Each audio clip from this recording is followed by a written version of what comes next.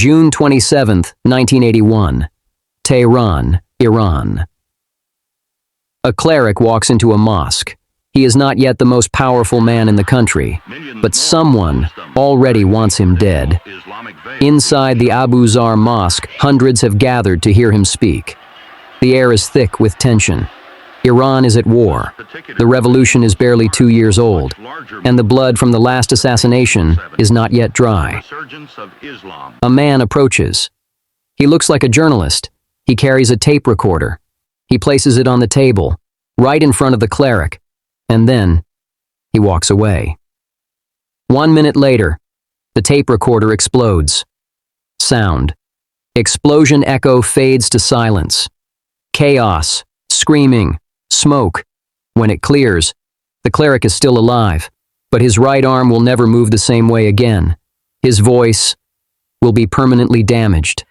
The softness in his tone that the world would come to know, that is the voice of a man who survived. His name is Ali Khamenei, and this near-death moment will not break him. It will forge him. Music, low, haunting strings begin. Part 2, where it all began. To understand who Ali Khamenei is, we must first understand where he came from. And to understand that, we must understand Iran. Few nations on earth carry a history as deep, as layered, as contradictory as Iran. This is a land that once stretched from Egypt to India, a civilization that existed centuries before Rome was even a village, a culture that produced poetry, philosophy, and architecture that still leaves the world breathless. And yet, by the 20th century, it was a nation torn between two worlds: the ancient world of faith, tradition, and Shia Islam, and the modern world of oil, Western influence, and authoritarian kings. That tension between the sacred and the secular is the story of modern Iran, and it is the story of Ali Khamenei. Music shift, subtle, Middle Eastern tone. Part 3, The Boy from Mashhad, July 17, 1939. A child is born in Mashhad, one of the holiest cities in the Shia Muslim world. His name, Ali Hosseini Khamenei. His father, Javad, is a Shia cleric, a man of God, a man of modest means. The family traces its roots to a small village called Khamenei in East Azerbaijan. That village gave them their name, and it gave Ali his identity as an Azeri Iranian, part of a proud ethnic minority deeply rooted in the northwest of the country. The family is not wealthy. In fact, Khamenei would later describe his childhood home as a single room. The food, bread, dates, raisins, nothing more. Whether that was the full truth, or a story carefully shaped for the world to hear, we may never know. But one thing is certain: Ali Khamenei grew up in the shadow of religion. His father led Friday prayers. Local leaders came to him for guidance. The mosque was not just a building, it was the center of their universe. And his mother? She was different from what you might expect. She introduced young Ali not just to the Quran, but to Persian poetry, to history, to art, to literature. This was a boy being shaped by two worlds simultaneously: the world of the sacred and the world of the intellect. That combination would make him dangerous. Part 4, The Shah's Iran. But before we follow Ali Khamenei into his destiny, we need to understand the world he was growing up in. Iran in the 1940s and 1950s was ruled by a king. Not just any king, Mohammad Reza Pahlavi, the Shah of Iran, a man of expensive suits and Swiss bank accounts, a man who wanted to drag Iran into the modern Western world, whether Iran wanted to go or not. He built highways, he educated women, he dismantled religious law, he opened Iran to Western investment. He called it the White Revolution, but behind the glittering facade of modernization was something darker. Savak, the secret police, trained by the CIA and Mossad, known for torture, known for making people disappear. If you criticized the Shah, Savak came for you. If you organized, Savak came for you. If you prayed in the wrong direction politically, Savak came for you. This was the Iran that Ali Khamenei came of age in, and this is the Iran that turned a quiet, bookish cleric's son into a revolutionary. Part 5. The Education of a Revolutionary. In the mid-1950s, Khamenei traveled, first to the religious schools of Mashhad, then to Najaf in Iraq, home to the holiest shrine in Shia Islam, then back to Iran, to the holy city of Qom. It was in Qom, in 1957, that his life changed forever, because in Qom, he met him, Ayatollah Ruhollah Khomeini, the man who would one day turn the entire world upside down. At the time, Khomeini was not yet the global figure he would become. But even then, those who sat in his circle knew. This was not an ordinary cleric. This was a man who believed that Islam was not just a religion, it was a government, it was a system, it was a revolution waiting to happen. And young Ali Khamenei was listening to every word. He studied, he absorbed, he believed, and he began to act. Part 6. The Years of Resistance. The Shah's White Revolution program triggers mass protests. Khomeini is arrested. Hundreds die in the streets.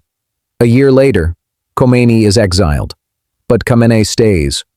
He returns to Mashhad to care for his aging father. But he does not go quiet. He begins translating dangerous books into Persian, including the writings of Sayyid Qutb, an Egyptian scholar calling for Islamic Revolution. Savak blocks the publication, but the ideas are already spreading. Khamenei is arrested, released, arrested again, released. In 1975, his longest detention, solitary confinement, months in a cell. What happens to a man in solitary confinement? What thoughts consume him? What convictions harden in the silence?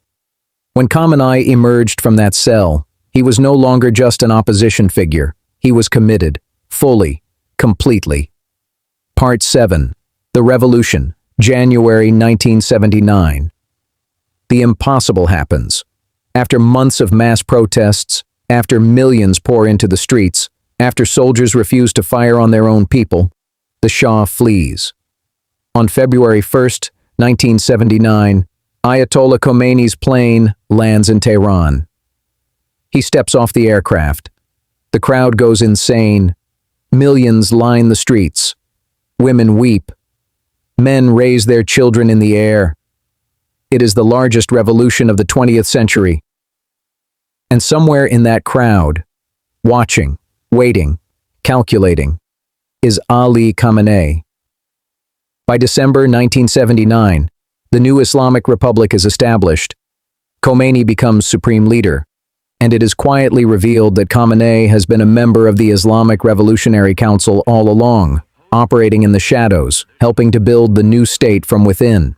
This is something important to understand about Khamenei. He is not a man who shouts from the front. He is a man who moves in the dark. Part 8. The Bomb, Revisited, which brings us back to that morning. June 27th, 1981. Who was the Furqan Group? They were a radical militant organization. They believed the clerics had betrayed the revolution, that the mullahs, the religious scholars, were becoming a new form of dictatorship, replacing one tyrant with another. In the chaos of post-revolutionary Iran, they decided the only answer was assassination, and so they sent a man to that mosque, with a tape recorder, and a bomb inside it. The note found in the rubble read, "A gift from the Furqan Group." His right arm, permanently paralyzed, his vocal cords damaged forever. That soft, almost whispering voice that would one day address billions, it was born in that explosion, and here is what is remarkable. 2 months later, still recovering from his injuries, Khamenei ran for president of Iran and won in a landslide. There is a word for a man like this. Some call it resilience. Some call it obsession. Some call it destiny. Part 9. The President in Wartime, October 1981. Khamenei becomes the third president of the Islamic Republic of Iran. But there will be no celebration, no honeymoon period, no time to find his footing, because Iran is already at war. On September 22, 1980, Saddam Hussein's Iraqi forces had crossed the border. What followed was 8 years of horror. Trenches, chemical weapons, human wave attacks. Children sent to the front lines carrying plastic keys, told the keys would open the gates of paradise. Over 1 million people dead. This is the war that defines Khamenei's presidency. This is the war that shapes his view of the world, that Iran cannot rely on anyone, that the West will sell weapons to your enemies, that survival requires strength, secrecy, and self-sufficiency. These are not abstract beliefs for Khamenei. They are lessons written in blood. Part 10.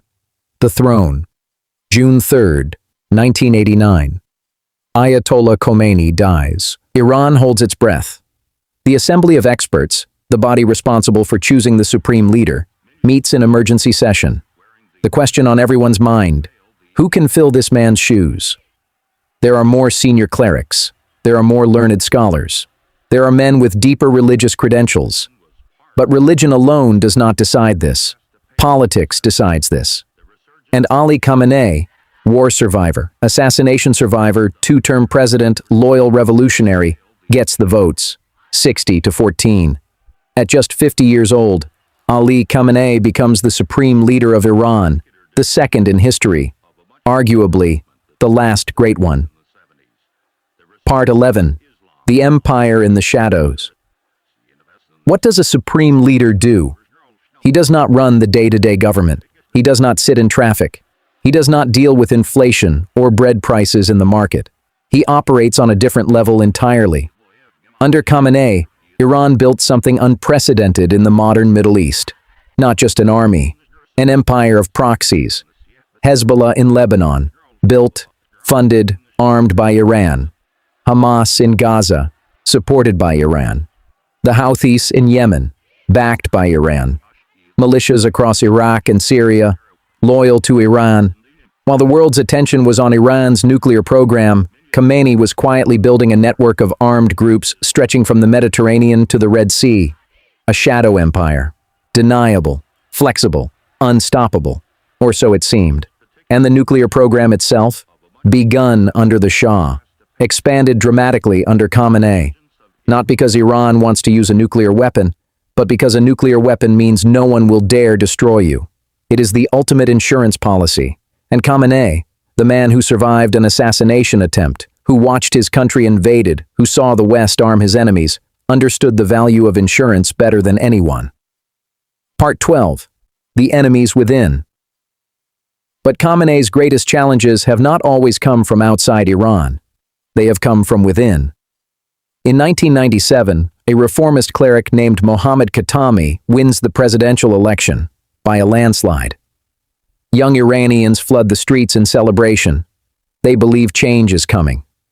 They believe the Islamic Republic can reform itself from the inside. Khamenei allows the election, but he does not allow the change. Slowly, systematically, Khatami's reforms are blocked. Newspapers are shut down. Reformist politicians are disqualified from future elections. The message is unmistakable. Elections in Iran are real, but only within limits. And those limits are decided by one man. In 2009, the Green Movement. Millions protest a disputed election result. They are beaten, arrested, killed. In 2019, the fuel protests. Hundreds dead in a matter of days. In 2022, the Woman, Life, Freedom Uprising. Triggered by the death of Mahsa Amini in the custody of the morality police. The world watches Iranian women burn their hijabs in the street, and each time, the crackdown comes, and Khamenei remains. Part 13. The World Against Him. Khamenei's Iran does not play by the rules of the international community. It defies them. Decades of sanctions. Isolation from the global banking system. Oil revenues strangled. The economy crushed. And yet, Iran's influence in the region has expanded under every round of sanctions. How do you explain that? Perhaps because Khamenei does not measure Iran's strength in GDP. He measures it in leverage, in the ability to destabilize, in the ability to threaten, in the possession of a nuclear program that keeps the world guessing. In 2015, the nuclear deal. Sanctions lifted, Hope renewed. 2018. The United States withdraws, and Khamenei's deepest conviction is confirmed once again. You cannot trust the West. Pause. 3 seconds. His right hand, paralyzed by a bomb. His voice, damaged by an explosion. His worldview, shaped by betrayal after betrayal. This is not a man who bends. Part 14. The question Ali Khamenei has led Iran since 1989. 35 years. He has outlasted 9 American presidents. He has outlasted the Soviet Union. He has outlasted Saddam Hussein. He has outlasted Muammar Gaddafi. He has outlasted most of the leaders who once mocked or dismissed him. But time catches everyone. Khamenei is in his mid-80s now.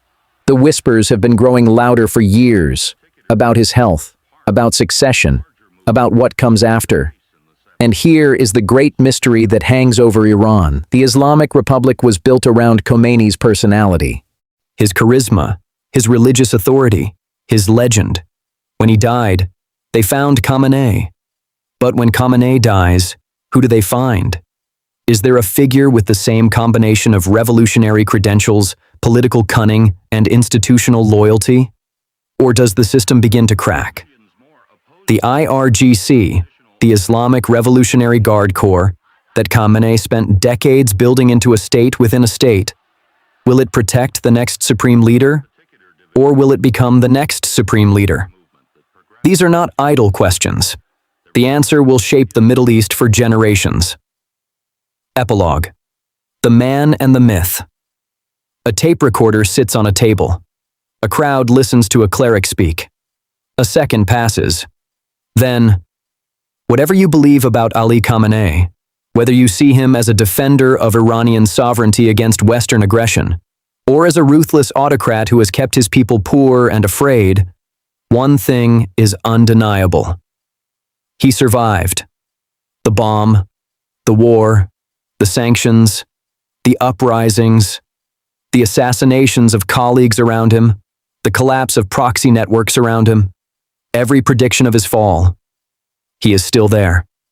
A man with a paralyzed arm and a damaged voice, who has held one of the most complex and contested countries on earth in the palm of his hand for over 3 decades.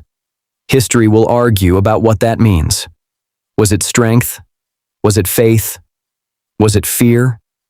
Perhaps it was all 3. The second supreme leader of Iran, Ali Khamenei,